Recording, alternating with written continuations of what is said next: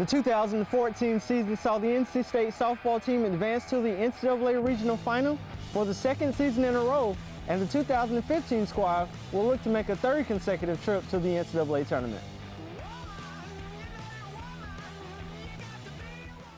Hello everyone and welcome to Rounding Third with Coach Rychcik. I'm your host Justin Wilson alongside NC State head softball coach Shawn Rychcik. And Coach, glad to have you on the show. Glad to be here, Justin. So Coach, let's go ahead and dive right in. With the season starting in just a few days, talk about how excited you are to get going. Well, we've been going since January, pretty strong.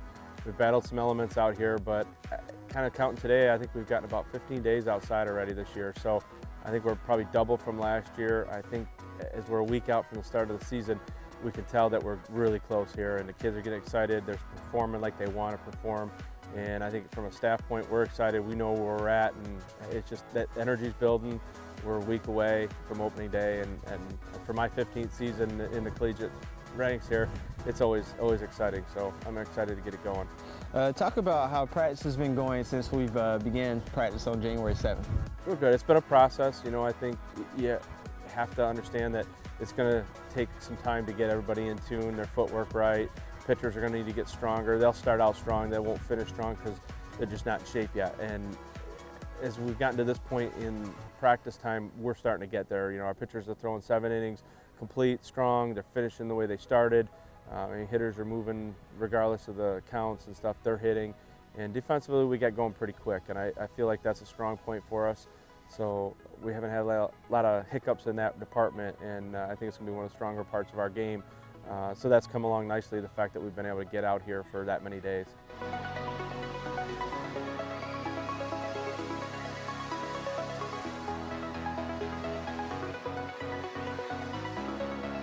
And Wyman ties a career high, 12 strikeouts. So for the second consecutive season here, Coach, the team is receiving votes in both of the preseason polls, receiving 18 votes in the ESPN.com/USA softball poll, and receiving 14 votes for the top 25 in the NFCA poll. Just talk about what kind of statement that says about the program and the direction that it's heading. I'm really pleased. You know, 3 years ago I came here, we had a losing season. And now 2 years later, going into the third season, both polls have us with votes. Some people obviously thought we were worthy of a top 25 assignment. And I think it's great for our program. It's not quite where we want to be. We don't want to be receiving votes. But I think at this point in our development and the part of the process of building this program, it's a good statement of where we're at. And I think we want to try and fight like crazy to get up top. Obviously our peers have recognized us across the country. And in both polls, that's a pretty good voting party, the people that are involved in softball. So I think it's a great place to start. We're obviously going to be challenged early in the season with our schedule.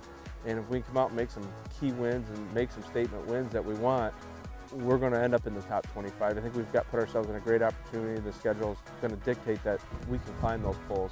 But, you know, overall, we want to be a top 25 program. That's the goal here.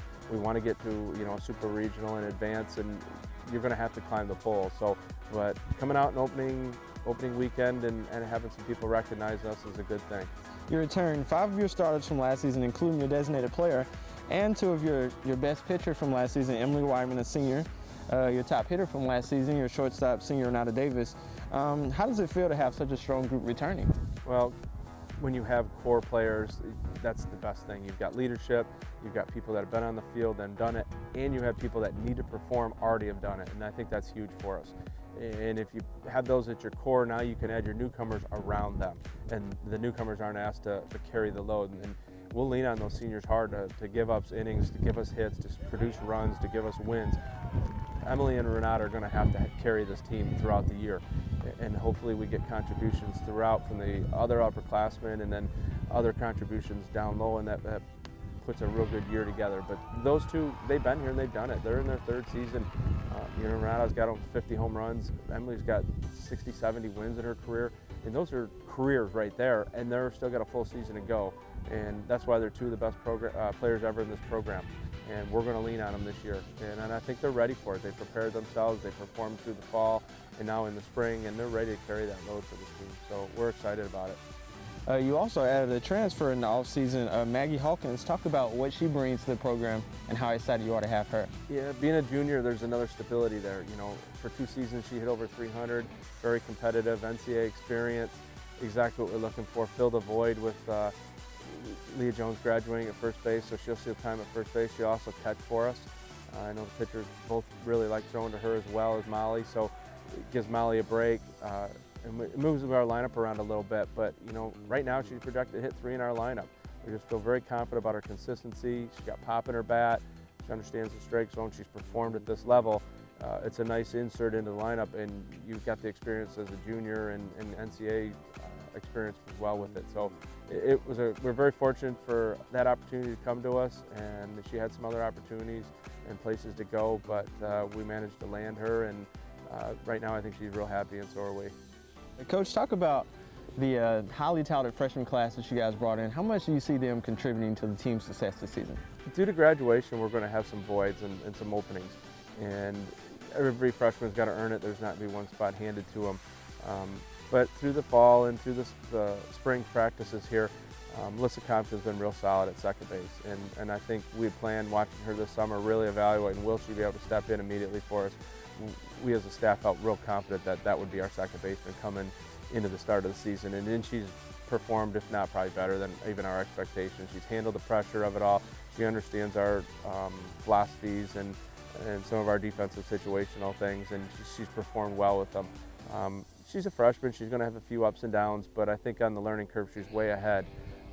Nice surprise by Meredith Burrows, highly touted in-state recruit here, hit a lot of home runs. I think the North Carolina State home run holder, and she's come in and done a real nice job. She's probably a first baseman by trade, but we've got a little log jam there.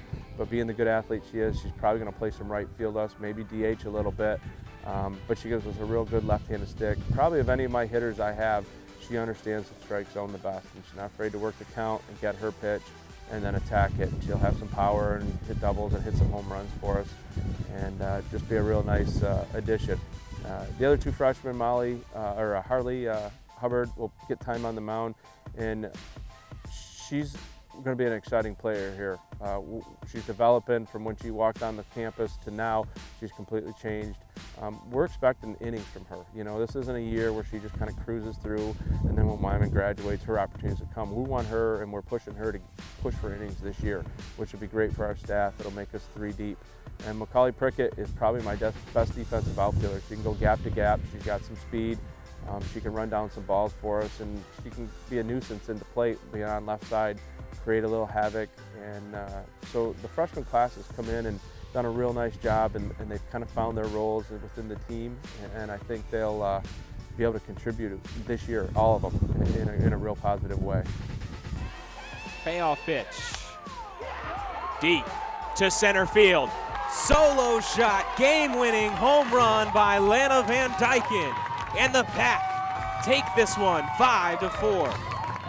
So Coach, kind of talk about the positions that we haven't really talked about as much, especially third base, with Lana Van Dyken being there. Just talk about the other positions that we haven't really discussed. Well, I think probably our key infielder besides Renata is Lana at third base. And if anybody's seen her play, she's one of the best third basemen in the country. I don't think there's another player as good as coming to get the ball, a short ball in front of her and throwing off the run. And it looks just like you see on TV on Monday Night Baseball. It's really impressive. And from the plate, she had a great year last year. Started out hot as could be, went through a little slump, and then rebounded, and I think she ended up at 360 or so. And that's an outstanding year. And I think this year, we expect the same. She's hitting the ball now, and just like she did last year. And I think that's really big for us. I think some nice surprises. You're going to see Tyler Ross get some time, regular time in left field this year. Last year she had spot time, pinch hits, and she really produced. And I think we decided that she really needs to be given a chance every single day. And I think you're going to see her produce runs. In center field, I think we're probably going to lead off with Sarah Lippert out there, a senior out there, experienced. She's been consistent. She probably gives us the best balance of defense and hitting. But you will see Hannah Yeager at time to time out there, as well as Macaulay Prickett out there, a freshman, and they'll have time in right field. Both those two will have time in right field as well. And throughout the bench, we've got a lot of pinch hitters, and we've got some other people that can do some things as well. And I think Courtney Mirabella is going to have a breakout year. I think last year she did well as a freshman, got some innings in, had some injuries and sickness to deal with, and got by that, but it left her a little weak. And this year I think she's strong, and she's at times been our best pitcher at times. And we know where Emily Wyman's going to stand and what her history is here. But I think Courtney's going to be a huge surprise for people, and it's going to give us a real nice 1-2 punch with Harley helping out on the back end. So I think from position, we've got them pretty well covered, and with a little bit of depth too, so it's exciting. So the schedule this season will be one of the toughest schedules of any team in program history. Just talk about your philosophy and scheduling tough opponents early in the season. Yeah, well, who did that anyways? Who made that schedule out? We'll see if I'm regretting that. I'm real excited about it. I think it's opportunity is what it is. You know, you can look at it and say, oh, it's scary, but I think it's opportunity. You get to play #1 team in the country, not just once and get one shot at them. We're going to get 3 cracks at them. And you got #2 Alabama, and you got Missouri coming in here, and you got Louisville Lafayette, and you got 4 World Series teams. You got LSU. You've got an opportunity here. There's great opportunity to get in that top 25, to prove who we are, and hopefully we have the year we're hoping, and we get some wins through those. And if not, you know, we've prepared ourselves for the back end, for ACC, for the postseason. You know, this isn't about just getting ready for conference. It's an important part of what we do here, but we want to advance. You know, the banners go up, they're nice for ACC championships, but when you go to a regional final, when you go to a super regional, that's what it's all about. That's what your teams are remembered for. So it's kind of the building of that process, and I think we've got the team to handle it. You know, there's years where, hey, we're not ready, we don't have this or we don't have that, but we've got pitching depth, we've got defense. I think we've got the hitting this year, and you put all those together, then you can afford to play a challenging schedule and be confident that you can compete with those teams, and not just compete with them, but beat them. And then every game we're going into this year, we're expecting to win, regardless if they're #1 or 2 or 5 or 10 or whatever they are. We're expecting to win. So this has potential to be the best team I've ever coached, and I'm really excited about it. And along those same lines, last question, talk about what are the goals for the team this year? Postseason, NCAA, super regionals, I don't know. Keep dreaming. I told them dream big, and they can't dream big enough. I really like where we're at.